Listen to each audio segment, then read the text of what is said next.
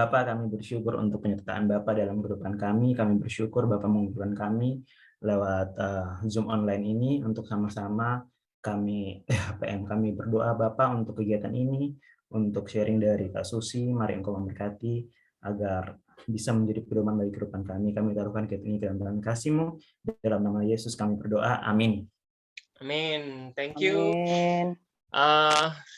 Sebelum kita mendengarkan sepatah dua kata dan sharing dari Bang Nuansa, kita akan bernyanyi bersama. Izinkan saya untuk share screen. Kakak-kakak, untuk aturan THPM-nya, kita boleh bernyanyi tetapi mic-nya di-mute ya. Oh, baik.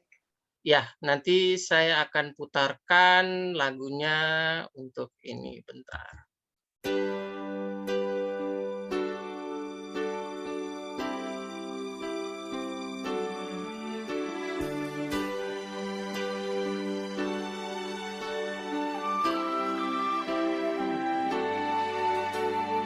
God will make a way where there seems to be no way.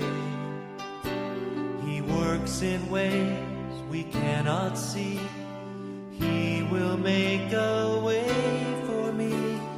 He will be my guide. Hold me closely to His side.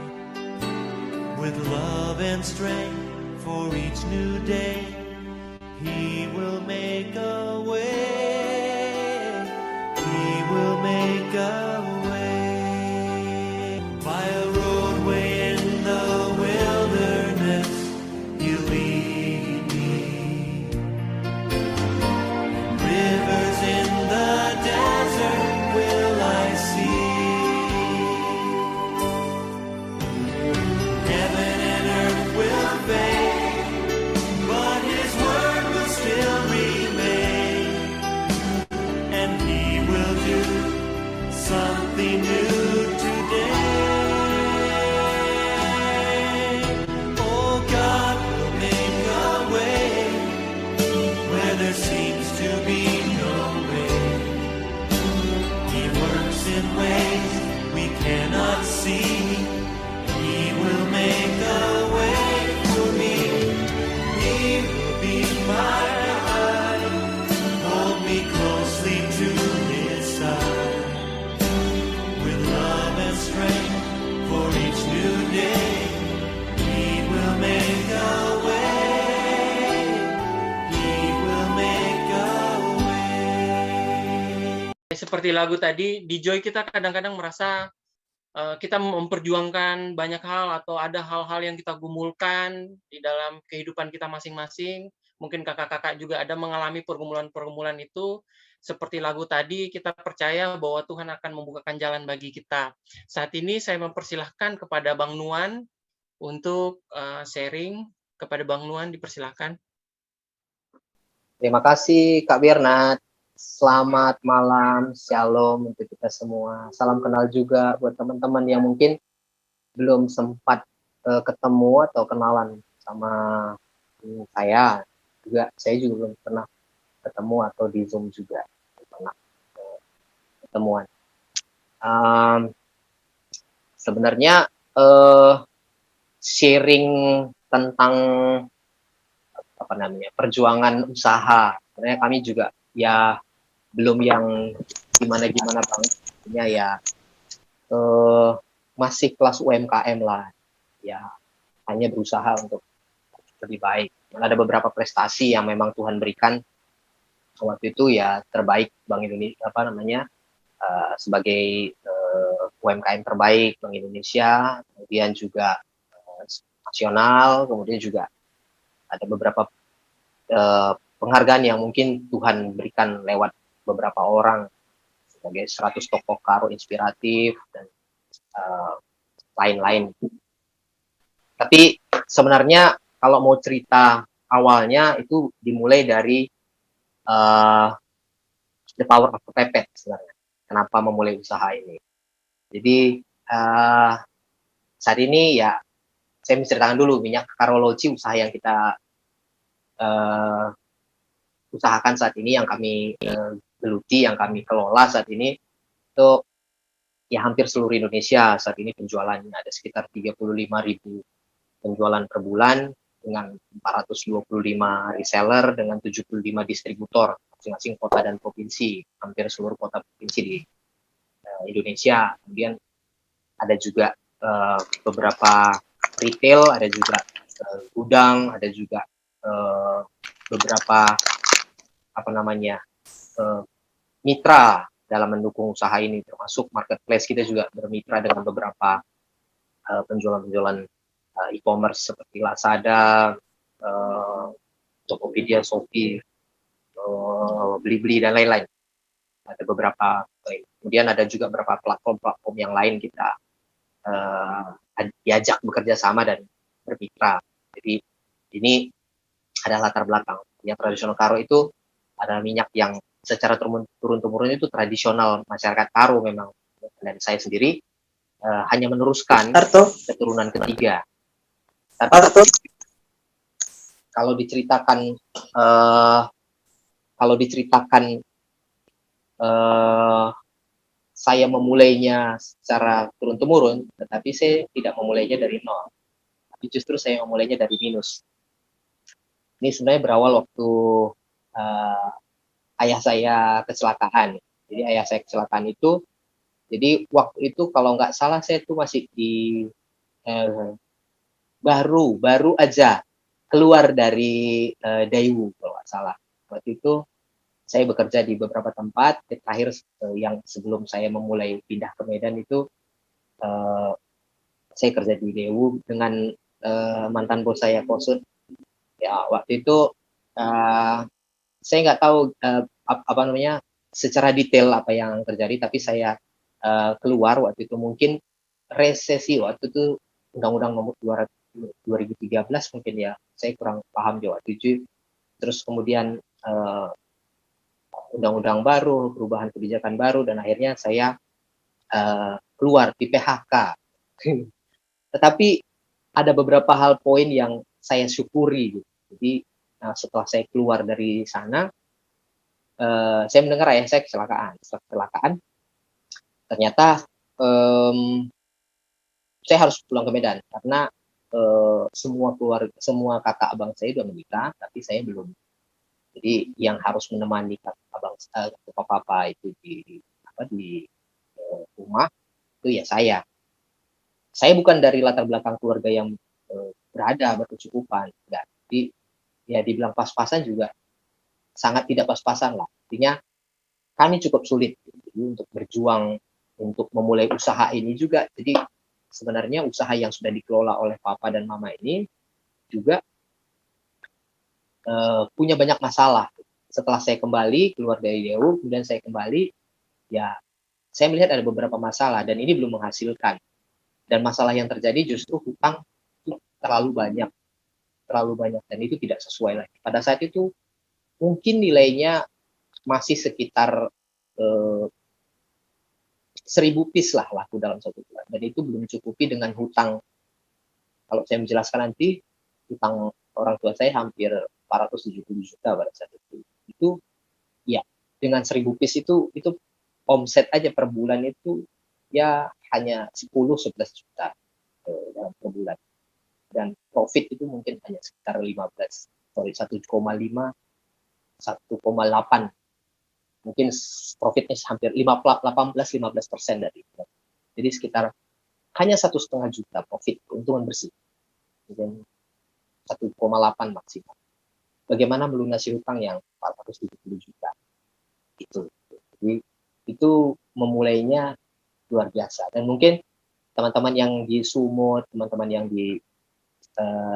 yang kita dulu sharing di teman-teman di Joy Sumut itu sering banyak sharing lah. Mungkin Kosut sama Ci Indah mungkin lebih banyak tahu gitu, bagaimana cerita memulainya.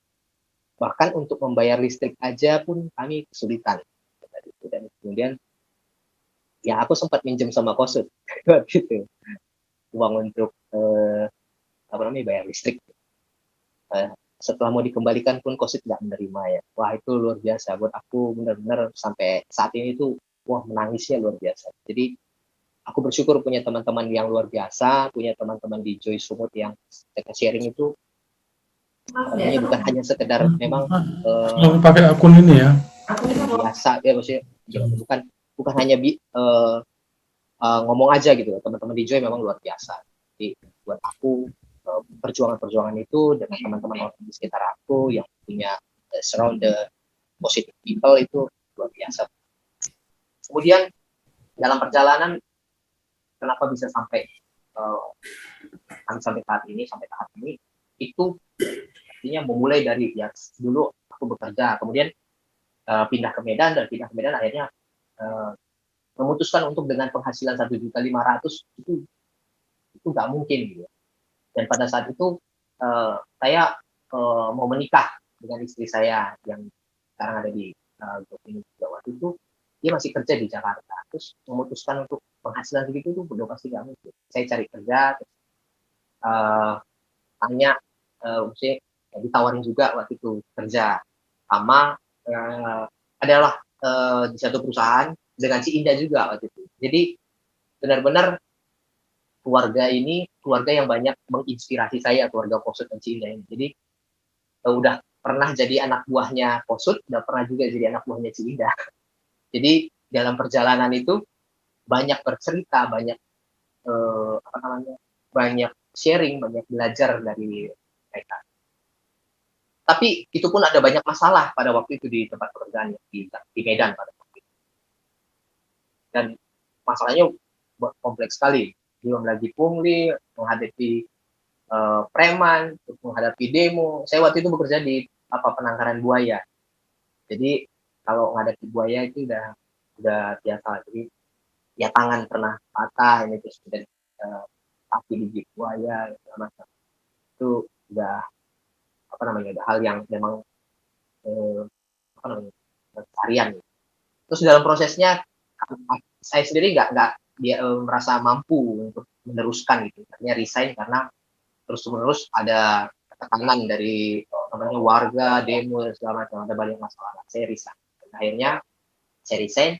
Waktu itu saya juga menikah dan memutuskan untuk ya udah meneruskan usaha orang tua. Dan meneruskan usaha orang tua pada saat itu dengan pendapatan hanya 1.500.000. Dan 1.500.000 saya sudah menikah dengan istri saya, sudah dengan saya di Medan. Pada waktu itu sebelumnya di Medan, di Jakarta. Bayangkan dulu kami ya penghasilan kami berdua itu ya cukup lumayan untuk kami berdua pada saat itu sebelum menikah. Setelah menikah kami justru semakin turun gitu, pendapatan kami hanya 1.500.000 berdua. Bayangkan. Saya nggak bisa membayangkan harus membayar hutang lagi ya, yang sekitar 470 juta. Saya nggak tahu apa yang teman-teman alami. Mungkin teman-teman mungkin punya latar belakang yang cukup, atau mungkin punya latar belakang keluarga yang mampu, atau mungkin teman-teman baik-baik saja. Tapi pada waktu itu kalau saya tidak salah per bulannya saya harus bayar 13 juta, sementara profit saya itu 1.500.000. Dari mana, Wak? Jadi gimana cara menutupinya? Jadi ada banyak masalah, Wak, yang mulai dari minus ini tadi, saya justru meminjam lebih besar lagi di bank. Karena ya 470 juta itu sebenarnya dimulai dari angka 100 juta. Kenapa bisa sampai 470 juta? Karena dengan rentenir ya 15%, ada yang 20%, ya 15 sampai 10 sampai 20% lah. Itu waktu itu ada masalah orang tua saya ya bisnis tanah, terus kemudian akhirnya ya tanah garapan tidak jelas dan semacam, akhirnya hutang ke rentenir. Jadi banyak sekali masalah yang saya hadapi untuk memulai bisnis. Jadi bukan hal yang mudah, dan saya nggak memulai dari nol, tapi saya memulai dari. Pada saat itu dalam perjalanan saya mau ya untuk menutupi hutang yang dengan jumlah yang bunga yang lebih besar, otomatis saya harus meminjam ke bank dengan bunga yang lebih kecil walaupun lebih besar. Maka saat itu kami memutuskan untuk menganggunkan aset, kemudian dengan jumlah yang lebih besar. Itu waktu itu kita pinjam lagi 800 juta, kemudian harus menutupi semua hutang yang dengan rentenir supaya menutupi bunga-bunga yang besar tadi. Dengan menutupi bunga-bunga yang besar tadi, saya bisa menutupi, dan sisanya itu pelan-pelan bisa saya cicil dengan cara sisa dari pinjaman itu saya gunakan untuk pengembangan bisnis. Dari mulai itulah saya mulai. Nah, jadi ya mulai dari ya mungkin nggak tahu seperti apa yang bayangan teman-teman memulai usaha ini sekarang. Tapi pada waktu itu ya saya ke pasar-pasar gitu. Minyak, ya menawarin minyak ke terminal ya iya, ke iya. Gitu. Saya seorang sarjana, pernah bekerja di perusahaan besar, dan saya punya gaji yang cukup besar waktu itu. Tapi saat ini saat memulainya itu saya bukan memulai dengan hal yang tantangan banyak sekali, dan mengantarkan minyak naik sepeda motor ke sana, tabrakan, barang pecah, harus kejar ini. Dan itu saya lakukan hanya berdua waktu itu dengan mama. Tapi mulai pelan-pelan sampai tahun 2017-16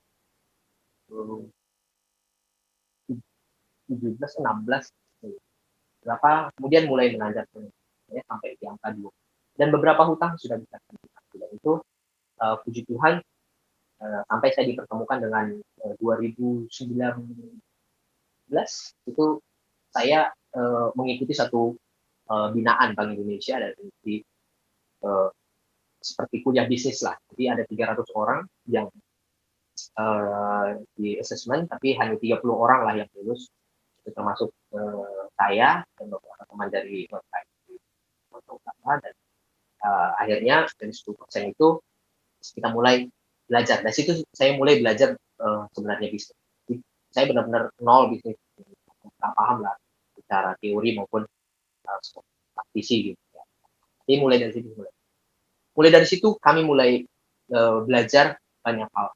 Dari poin-poin tadi, ya saya banyak belajar tentang di-review kembali gitu, bagaimana sebenarnya perjalanan ini.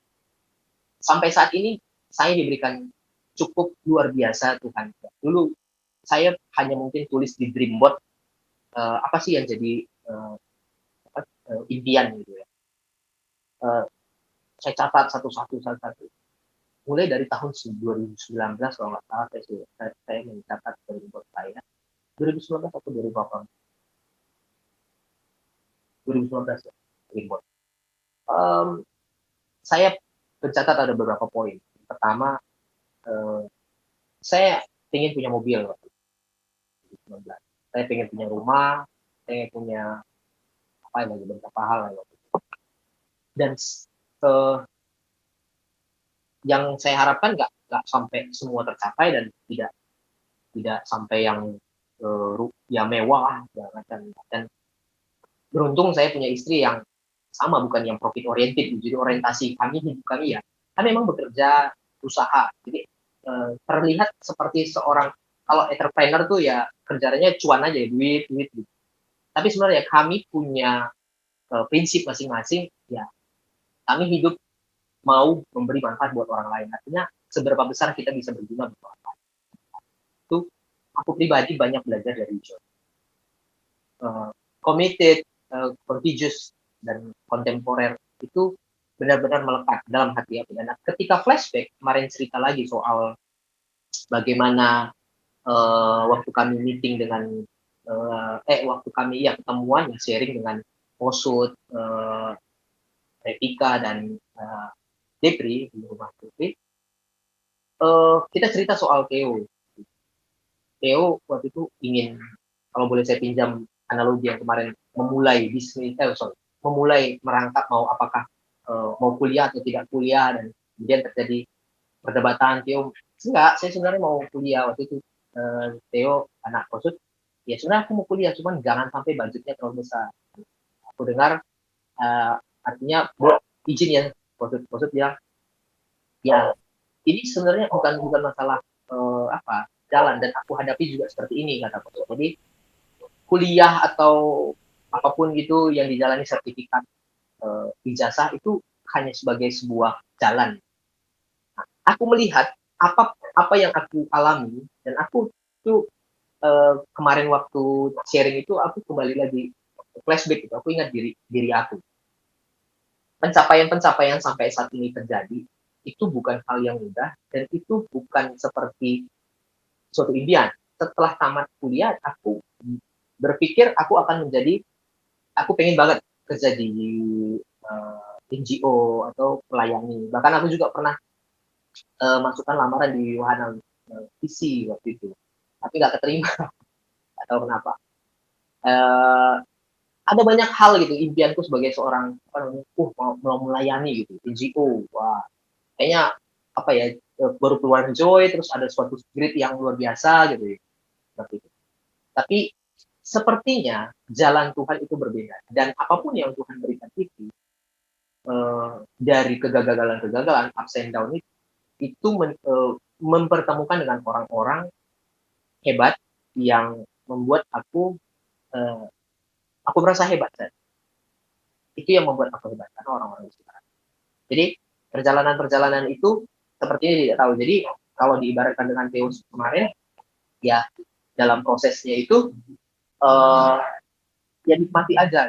Ketika jalani kita nggak tahu ke depan apa. Jadi apapun yang kita pikirkan, masa depan kita pikir kita seperti ini. Ya mungkin teman-teman juga mungkin mengalami. Ya.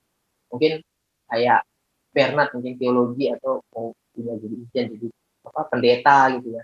Atau tiba-tiba Hari Posut kemarin cerita bagaimana dia ya biologi terus ke ekonomi terus ke pertambangan terus ke ini ya aku juga waktu itu komunikasi ke Telkom terus tiba-tiba masuk di provider masuk ke Telkom DU mining terus kemudian masuk di penangkaran buaya terus jadi tukang minyak gitu. Jadi sesuatu yang mungkin kita tidak bisa pernah pikirkan apa yang akan terjadi di masa depan. Tidak pernah kita tahu apapun. Mulai saat ini, aku pribadi mulai belajar. Aku hanya menjalani saja. Dan tetap mensyukuri apapun yang Tuhan berikan. Baik itu masalah, baik itu sukacita, berkat, ya aku hanya menjalani saja. Selebihnya adalah rancangan Tuhan. Jadi banyak sekali rancangan-rancangan yang aku pribadi rancangkan, ternyata nggak sesuai dengan rencana. Termasuk di 2019 sebenarnya kami ada beberapa usaha yang ditagih gitu yang kami buat, ada coffee and resto, kemudian ada juga gudang, ada juga rumah herbal, ada juga dine-in di Bandung. Ternyata di 2021 itu semuanya ambruk, nggak sesuai dengan perkiraan, karena kan pandemi. Tapi di awal-awal Januari pandemi itu aku berpikir ya kalau misalnya sudah proses 2019 2020 pasti aman nih pada turun. Ternyata di bulan 3 naik kembali naik. Kemudian PPKM level 1 2 3 4 sampai di bulan 9 waktu itu kalau di Medan yang nggak bisa dibuka. Jadi kami itu buka coffee shop nggak buka-buka selama 8 bulan. Udah mau buka coffee shop launching nggak bisa buka-buka. Resto nggak bisa buka-buka dan akhirnya jangan tutup buka juga di waktu itu ada rencana di Sosar di salah satu kota di Bekasi juga nggak bisa. Kemudian juga waktu itu kalau nggak salah 3 bulan waktu PPKM di Bandung kita ada dine-in di sana kita bisa buka tutup juga. Akhirnya kami serahkan, kami ada kerjasama dengan orang. Akhirnya nggak bisa. Jadi 2021 itu benar-benar luar biasa ambruk. Jadi ya ada juga yang tidak sesuai dan akhirnya ya kami anggap teman itu ya menipu lah, artinya tidak sesuai kesepakatan. Jadi belajar dari 2021 kemudian mulai kalau aku secara pribadi sudah tidak ini lagi ya, sudah tidak menganggap misalnya kerugian, ditipu, jatuh bangun itu sebagai suatu hal yang jadi kalau istilahnya kalau ditipu ya syukur, anggap aja anggap sedekah gitu kata istri, anggap sedekah. Jadi kalau saya ditipu anggap sedekah, kalau misalnya rugi anggap uang sekolah, uang belajar gitu. Jadi sudah sampai tahap belakangan ini seperti itu. Karena pernah suatu saat waktu itu punya target sesuatu, kemudian sangat ambisi dengan sesuatu dan akhirnya itu membuat aku diserang kepanikan yang luar biasa gitu. Wah, target begini, hutang harus dilunasi, ini selesai, ini waktu ini. Akhirnya yang terjadi terserang ini psikosomatik gitu. Waktu itu panik, ya, asam lambung naik, akhirnya tuh gampang marah, emosi. Jadi itu membuat tuh di rumah tangga justru semakin nggak nyaman gitu. Anak-anak juga nggak nyaman, gampang marah, terus sama istri juga gampang marah. Dan di 2021 itu banyak sekali kejadian-kejadian itu ya kami uji ratusan juta karena PPKM tadi di level-level sudah nggak bisa buka, ini nggak bisa buka, teman akhirnya segala macam dan ya, rugi. Mungkin kamu berpikir, mungkin Tuhan sedang membentuk lagi seperti apa yang Tuhan bentuk dulu.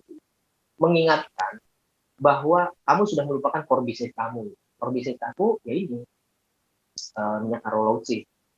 Ya mungkin saja Tuhan sedang membentuk aku kembali. Nah, dari proses-proses itu semuanya sampai di tahun awal 2022 hanya satu hal yang aku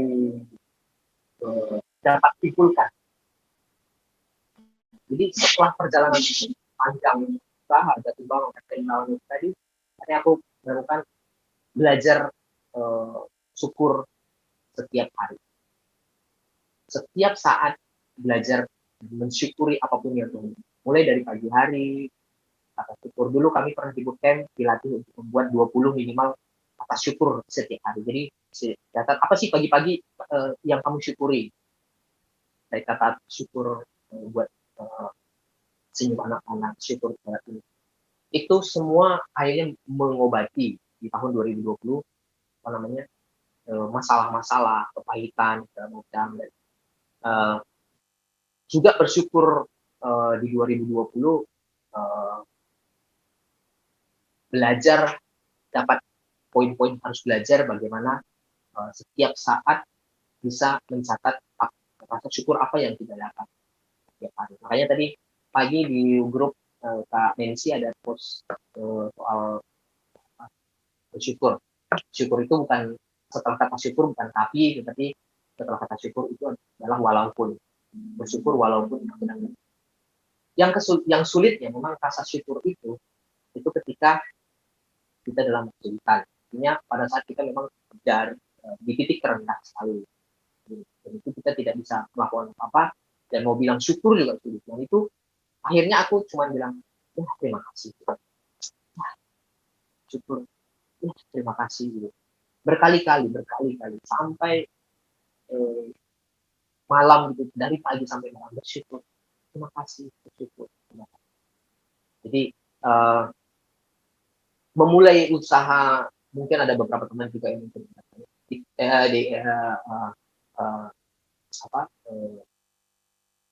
membuka usaha entrepreneur tidak mungkin tidak tahu bagaimana saat ini, tapi bahagia itu tidak pernah didapat dengan cara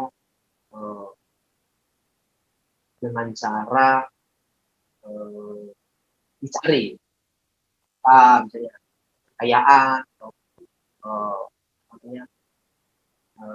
profit, terus mungkin bekerja teman-teman dengan itu. Tapi kebahagiaan itu yang aku dapat itu selalu dengan mensyukuri apa yang Tuhan berikan, baik itu pada masa sulit maupun dalam masa bahagia atau banyak. Jadi dari semua perjalanan ini, dari semua pencapaian ini ya saat ini aku bersyukur. Semua dreamboat yang pernah ditulis itu sepertinya semua sudah tercapai. Dan sepertinya ada banyak hal yang mau Tuhan berikan buat kami dan keluarga kami, tapi ya mungkin menunggu waktunya Tuhan. Jadi saat ini kami bersyukur pencapaian ini, tapi juga mau belajar bersyukur. Artinya apapun yang kami capai itu bukan karena pencapaian profit ya, uang, bukan karena kayaknya. Jadi kami ingin mencapai itu karena kami bisa berbagi dengan banyak orang, kami bisa berbagi dengan orang sekitar kami bisa membantu banyak orang, kami bisa melakukan ini buat membahagiakan orang lain. Itu persepsi kami. Terima kasih. Halo. Oke, terima kasih Bang Nuan untuk sharingnya yang sangat menginspirasi. Saya jadi keingat sebuah pepatah dari Sulawesi, sesuatu yang melukai kamu tapi tidak membunuh kamu itu akan membuat kamu kuat gitu ya. Itu pepatah Sulawesi kayak gitu ya, Bang. Thank you Bang Nuan. Oke, kita akan lanjut untuk mendengarkan firman Tuhan dari Kak Susi. Kepada Kak Susi, kami persilahkan.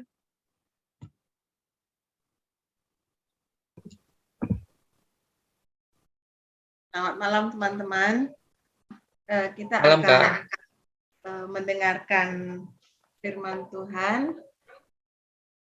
Dan kita akan berdoa terlebih dahulu untuk memohon pimpinan Tuhan buat kita. Mari kita berdoa.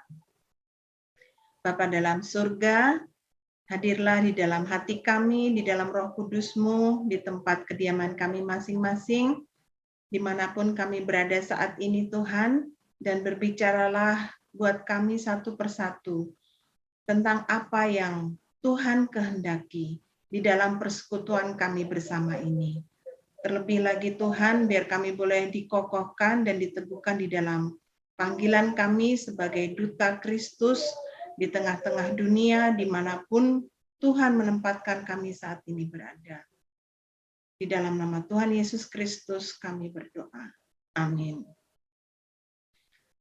Firman Tuhan yang jadi renungan kita ini dari surat Galatia pasal 4 ayat 12 sampai 20. Judulnya kalau di Alkitab Bahasa Indonesia itu, ingatlah akan hubungan kita yang semula. Saya akan membacakannya buat kita. Aku minta kepadamu saudara-saudara, jadilah sama seperti aku, sebab aku pun telah menjadi sama seperti kamu.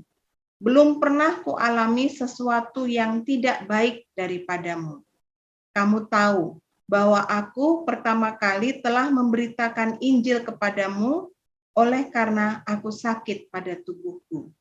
Sungguh pun demikian keadaan tubuhku itu yang merupakan pencobaan bagi kamu, namun kamu tidak menanggapnya sebagai sesuatu yang hina dan yang menjijikkan. Tetapi kamu telah menyambut aku sama seperti menyambut seorang malaikat Allah. Malahan sama seperti menyambut Kristus Yesus sendiri. Betapa bahagianya kamu pada waktu itu. Dan sekarang, di manakah bahagiamu itu? Karena aku dapat bersaksi tentang kamu, bahwa jika mungkin kamu telah mencungkil matamu dan memberikannya kepadaku. Apakah dengan mengatakan kebenaran kepadamu, aku telah menjadi musuhmu? Mereka dengan giat berusaha untuk menarik kamu, tetapi tidak dengan tulus hati, karena mereka mau mengucilkan kamu, supaya kamu dengan giat mengikuti mereka. Memang baik kalau orang dengan giat berusaha menarik orang lain dalam perkara-perkara yang baik, asal pada setiap waktu, dan bukan hanya bila aku ada di antara kamu. Hai anak-anakku, karena kamu, aku telah menderita sakit bersalin lagi, sampai rupa Kristus menjadi nyata di dalam kamu. Betapa rinduku untuk berada di antara kamu pada saat ini dan dapat berbicara dengan suara yang lain, karena aku telah habis akal menghadapi kamu. Demikian firman Tuhan. Waktu Paulus menuliskan surat ini, itu dia sudah pernah melakukan kunjungan kepada jemaat di Galatia sebelumnya.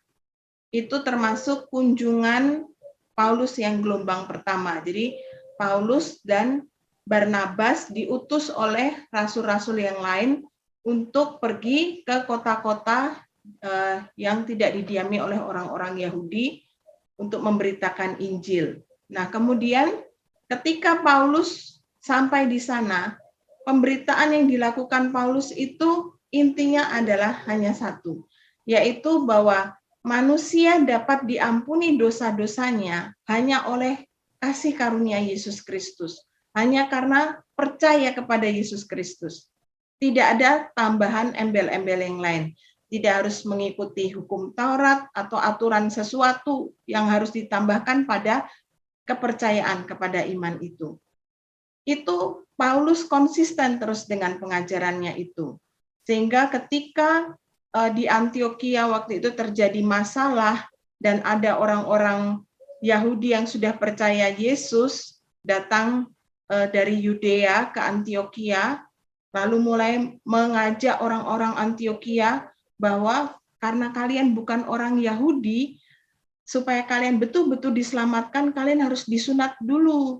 Kalian harus mengikuti aturan-aturan Yahudi dulu, baru kalian bisa betul-betul diselamatkan. Nah, itu Paulus dan Barnabas menentang keras pengajaran ini. Dan akhirnya karena apa yang mereka perjuangkan itu, terjadilah sidang di Yerusalem.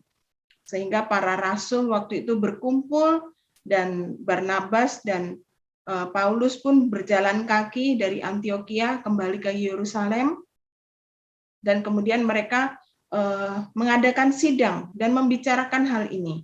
Sampai kemudian Rasul Petrus mengatakan setelah mendengarkan berbagai masukan termasuk dari Paulus dan Barnabas, Petrus mengatakan bahwa sekarang sudah terbukti bahwa Roh Kudus juga datang kepada orang-orang yang bukan Yahudi. Jadi apa rupanya hebatnya kita sehingga kita harus menambahkan beban lagi kepada saudara-saudara kita yang bukan Yahudi sehingga mereka harus mengikuti aturan-aturan yang dibuat oleh Musa.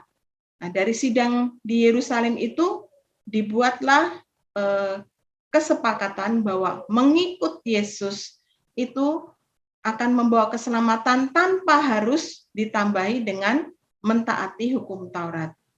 Nah, jadi sebenarnya kunjungan ke jemaat Galatia itu termasuk kunjungan pertama sebelum sidang di Yerusalem ini terjadi. Jadi ketika orang-orang Galatia itu kedatangan Rasul Paulus, ketika Paulus menggambarkan di Galatia 4 ini dikatakan, kamu menyambut aku seperti menyambut seorang malaikat Allah sendiri, bahkan seperti menyambut Kristus Yesus. Padahal waktu itu Paulus sakit yang dia katakan itu sakit yang menjijikkan, sakit yang hina. Seperti apa sakitnya tidak dijelaskan. Memang di sini dia bilang, kamu bahkan rela untuk memberikan biji matamu, tapi bukan berarti Paulus sakit mata, bukan. Jadi tidak ada penjelasan yang gamblang apa sakitnya. Mungkin kalau kita pakai konteks sekarang, Paulus sakit COVID sehingga harus dijauhi, tapi jemaat di sana betul-betul menyambut dan tidak menganggap itu sebagai sesuatu yang hina atau beban atau gangguan. Nah, kebetulan beberapa hari belakangan ini kami kedatangan rombongan dari gereja lain yang tinggal di gereja kami dan merasakan bagaimana rasanya menjadi tuan rumah untuk tamu-tamu yang datang. Itu memang hati yang mengasihi, hati yang tulus ingin menyambut dan memperlakukan saudara-saudara yang datang itu sebagai Kristus yang datang kepada kita, itu sangat dirasakan oleh orang-orang yang datang itu. Kita tidak bisa berpura-pura tentang apa sebenarnya isi hati kita ketika orang datang kepada kita. Sehingga ketika Paulus bersaksi tentang hal itu, betapa baiknya, betapa bersemangatnya orang Galatia pada kedatangan Paulus yang pertama, berarti itu sungguh-sungguh yang diungkapkan oleh saudara-saudara di Galatia. Tapi kemudian di bagian lain dari surat Galatia di pasal yang pertama, Paulus di ayat yang ke-6 di pasal pertama bilang, aku heran bahwa kamu begitu lekas berbalik daripada Dia yang oleh kasih karunia Kristus telah memanggil kamu dan mengikuti suatu Injil lain yang sebenarnya bukan Injil. Jadi di sini letak masalahnya. Inti dari apa yang disampaikan Paulus di ayat 12-20 ini adalah kekecewaan Paulus karena dia mendengar kabar bahwa orang-orang Galatia yang dulu sudah dia datangi dan dia sampaikan kebenaran Injil, bahwa mereka sebagai orang-orang bukan Yahudi pun bisa menerima kasih karunia Kristus tanpa harus mengikuti hukum Taurat.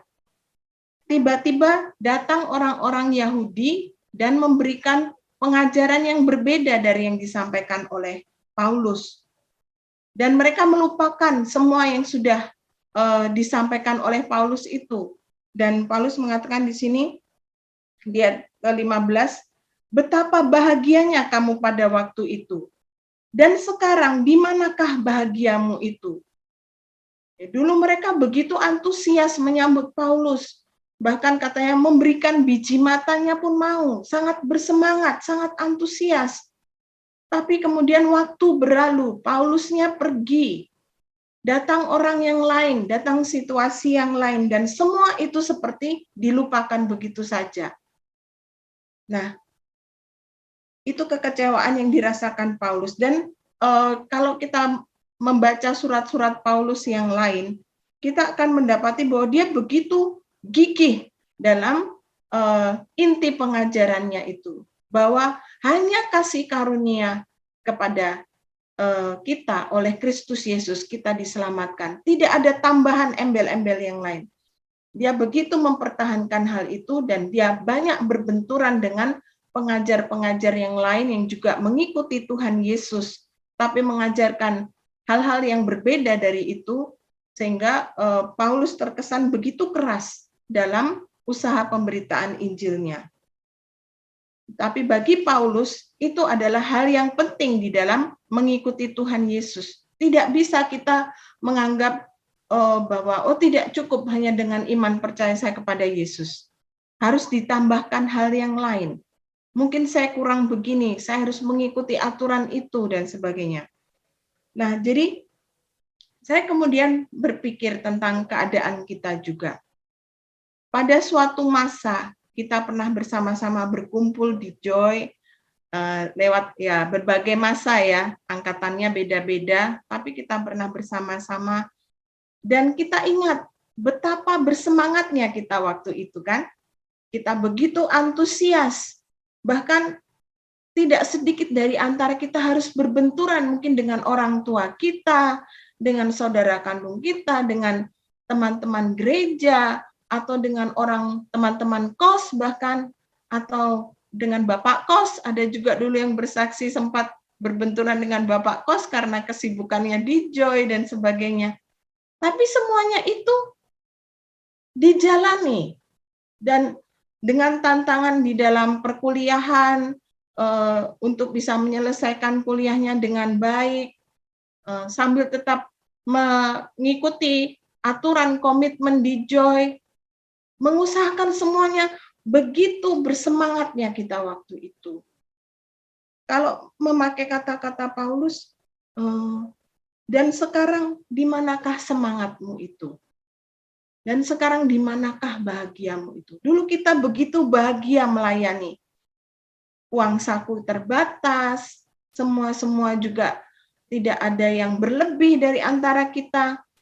Betapa senangnya kita hanya dengan bersama-sama makan yang sederhana, tapi kita sudah melakukan pelayanan bersama-sama. Ya mungkin kita bisa beralasan, sekarang dunianya sudah berbeda. Kita sekarang mungkin sudah berumah tangga, punya tanggung jawab pekerjaan yang berbeda, dan yang jelas kita tidak lagi berada di Jogja, atau kalaupun sekarang masih di Jogja, kita tidak lagi mahasiswa. Banyak hal yang kita bisa katakan bahwa situasinya sudah tidak sama lagi. Tapi satu hal yang kita juga perlu renungkan dari apa yang disampaikan oleh Paulus ini, bahwa antusias yang dulu kita pernah rasakan bersama-sama dalam pelayanan di Joy, itu adalah sesuatu yang berharga.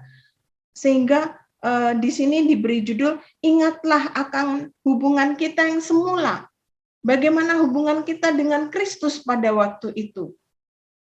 Bagaimana hubungan kita sekarang dengan Kristus. Kita masing-masing tahu. Masihkah kita di dalam frekuensi dan semangat yang sama untuk bergiat melayani Tuhan, untuk mencari selah-selah waktu di antara berbagai kesibukan, pekerjaan, dan fokus hidup kita yang sekarang, untuk kita tetap bergiat melayani Tuhan. Masihkah kita berada di situ? Atau sudahkah tawaran-tawaran yang lain, pengajaran-pengajaran yang lain membelokkan kita dari semangat kita yang mula-mula? Kita sekarang dikumpulkan lagi di Joy lewat khususnya media Thursday Prayer Meeting ini. Bukan kita cuma diajak mau nostalgia, mau ngingat-ngingat dulu waktu retret begini, dulu cell group begini. Tidak, bukan itu tujuan kita berkumpul bersama di sini. Ada panggilan yang lebih besar. Kita mau diingatkan lagi bahwa kita masih punya tugas sebagai duta Kristus di dunia ini. Dan sekarang Joy hadir, kita bukan hanya dipandang sebagai alumni, seolah-olah masa berlaku kita sudah habis ketika kita sudah tidak lagi kuliah di Jogja lagi. Bahwa sekarang dalam keadaan mungkin umur kita sudah 30, 40, 50, atau berapapun, semangat kita sebagai Joyer masih bisa kita wujudkan. Dan Joy akan memfasilitasi kita untuk itu. Kita bukan barang apkiran yang sudah tidak bisa dipakai lagi. Kita masih bisa punya karya dan mewujudkan mimpi besar kita bersama-sama sebagai duta Kristus. Waktu Tuhan itu kita tidak tahu. Berapa lama kita masih diberi kesempatan untuk bisa memberikan karya yang memuliakan Tuhan. Atau berapa lama lagi Kristus akan datang. Tapi kiranya kita didapati dengan hati yang terus bersemangat, menyala-nyala, mengambil bagian di mana kita bisa lakukan dalam panggilan kita sebagai duta bagi Kristus. Kesibukan kita, apapun yang ada di depan kita sekarang, tidak bisa menjadi alasan bagi kita untuk mengingkari panggilan ini. Karena itu saya mau mengajak kita bersama-sama untuk merenungkan lagi tentang kasih Tuhan yang sudah diberikan buat kita ketika kita menjalani panggilan sebagai mahasiswa dan berkumpul di Joy, di Jogja waktu itu, dan sekarang dalam keadaan kita yang berjauhan di tempat-tempat yang tersebar di seluruh dunia, bagaimana kita bisa mewujudkan kembali.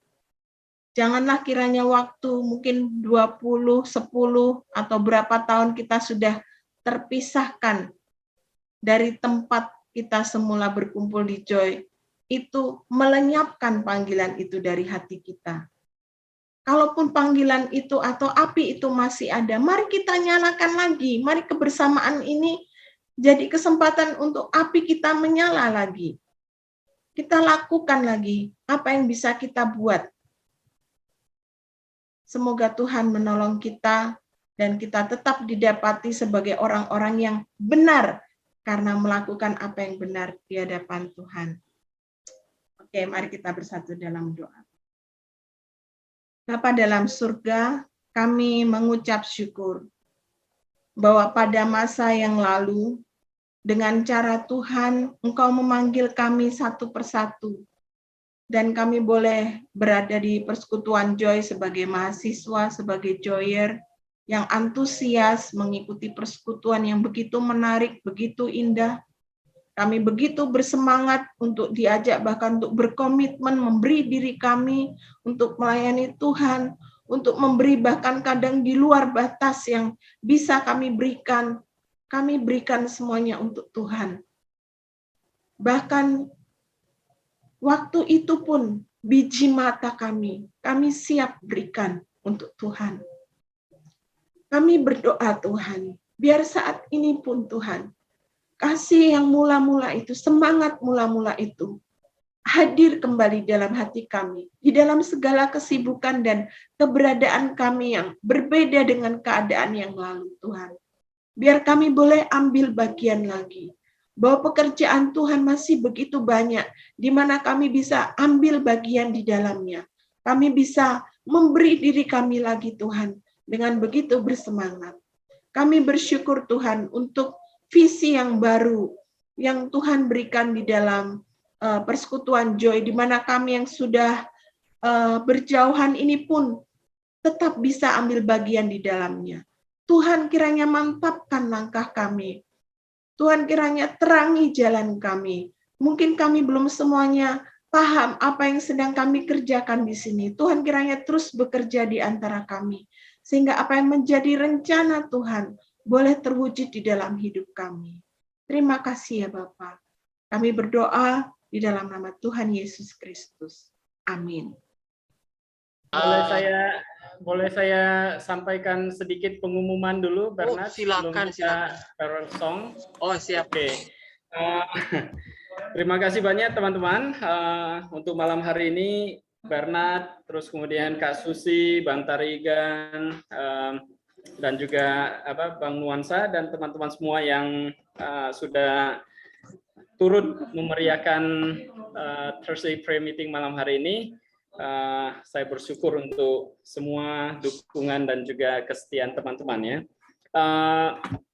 Mulai hari ini ya, tadi petang menjelang malam itu video rekaman Thursday Prayer Meeting yang pertama itu sudah resmi beredar di YouTube. Ya. Linknya itu sebagian saya sudah share di grup WA yang saya ikuti.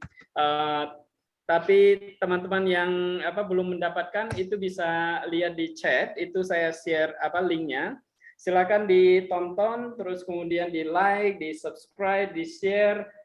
Mungkin masih banyak teman-teman joyers yang belum tahu tentang Thursday Prayer Meeting dan juga mungkin kesempatan kemarin tidak bisa mengikuti, mereka bisa nonton rekaman Thursday Prayer Meeting ya. Ini yang tanggal 20 Januari kemarin. Yang tanggal 27 Januari itu sedang dikerjakan. Yang malam ini juga mudah-mudahan minggu ini dan minggu depan itu juga bisa diposting di YouTube. Kita masih butuh banyak volunteer untuk membantu edit video karena saat ini masih Bang Jimmy dibantu anaknya kita untuk membantu mengedit. Jonis itu kemarin sudah menyatakan kesediaan untuk membantu. Mungkin kalau ada teman-teman yang lain bisa ikut terlibat, itu akan lebih cepat pengerjaannya ya. Target kita begitu Thursday Prayer Meeting selesai, kalau bisa pada malam yang sama atau keesokan harinya itu video rekaman itu Bapak sudah bisa aktif di YouTube ya, supaya teman-teman itu bisa langsung mengikuti ya.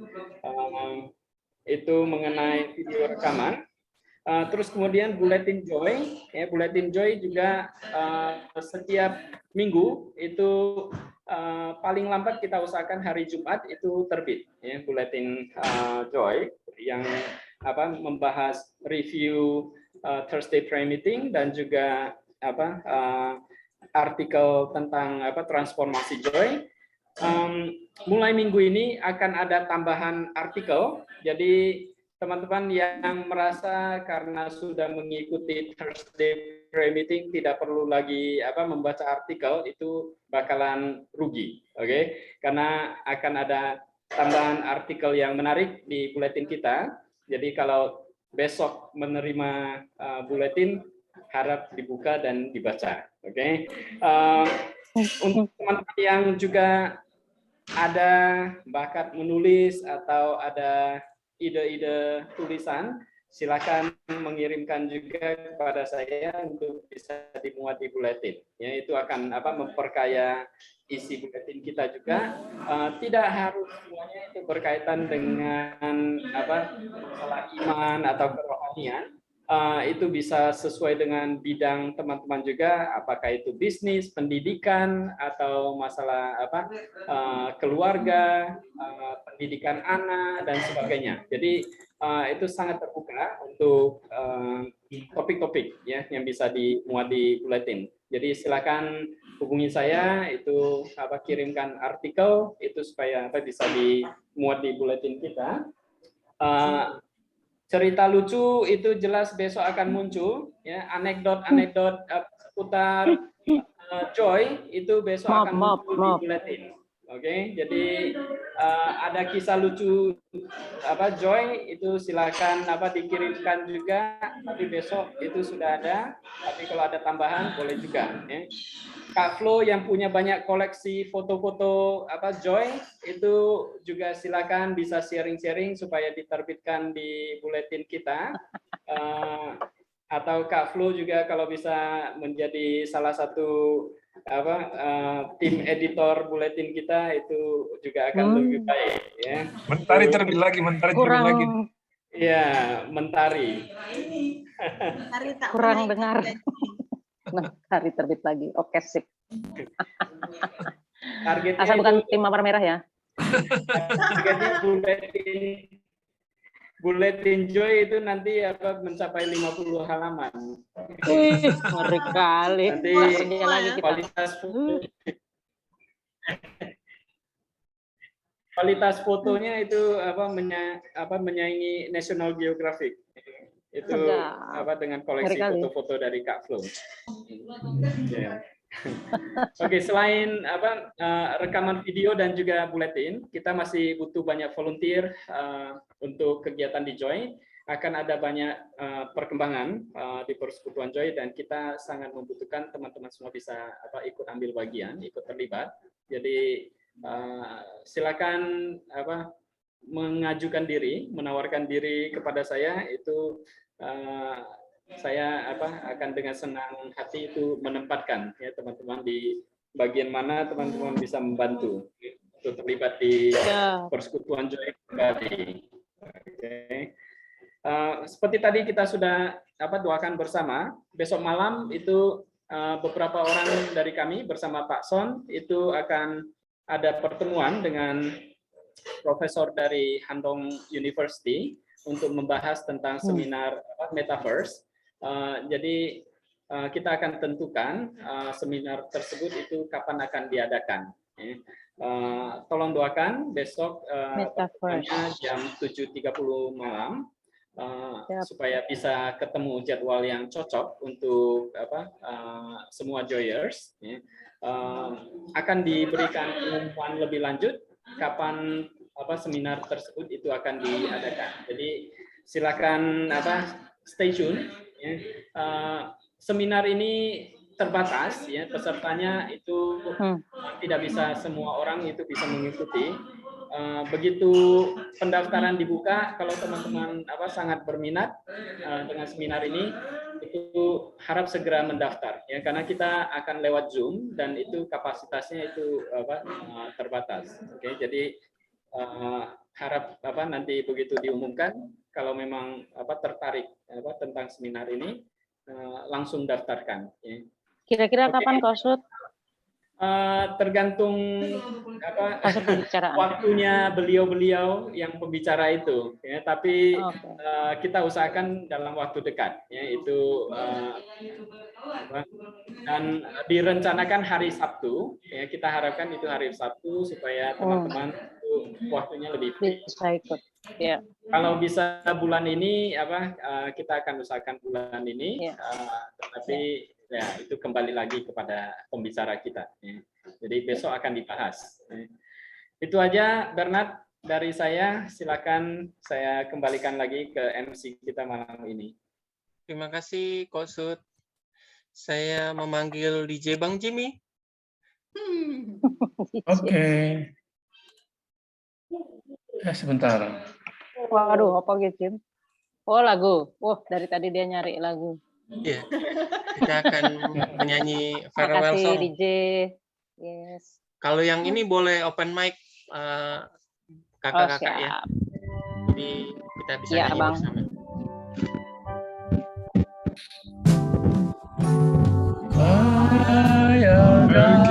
is watching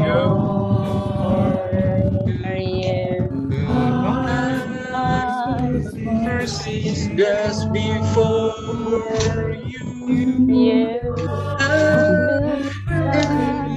Waiting for you and love.